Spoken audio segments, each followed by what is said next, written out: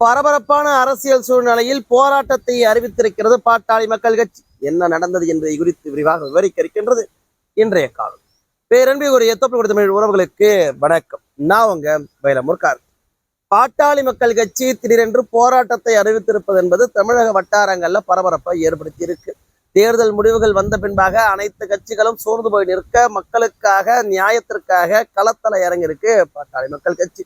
கிருஷ்ணகிரி மாவட்டம் ஓசூர் பகுதியைச் சேர்ந்த பாட்டாளி மக்கள் கட்சியின் வழக்கறிஞரும் சமூக நீதி பேரவையினுடைய மாநில தொழில்நுட்ப பிரிவு செயலாளருமான திரு கதிரவன் அவர்கள் மீது சூளகிரி காவல் நிலையத்துல அவருக்கு சம்பந்தமே இல்லாத வழக்குல அவரை இணைத்து அவர் மீது வழக்கு பதிவு செய்திருக்கிறாங்க.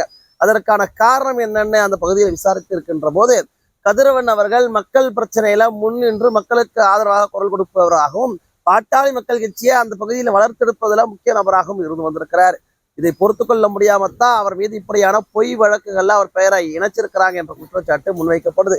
இந்த சூழ்நிலையில பாட்டாளி மக்கள் கட்சி வருகின்ற 11ஆம் தேதி கிருஷ்ணகிரி மாவட்டம் ஓசூர் வட்டாட்சியர் அலுவலகத்திற்கு முன்பாக போராட்டம் நடக்க இருக்கு. இதற்கான அறிவிப்பை மருத்துவர் ஐயா அவருடைய ஒப்புதலோடு திரு சமூக நீதி பேரவையுடைய தலைவர் திரு வழக்கறிஞர் பாலு அவர்கள் இன்றைய தினம் அறிவிச்சிருக்கிறாங்க.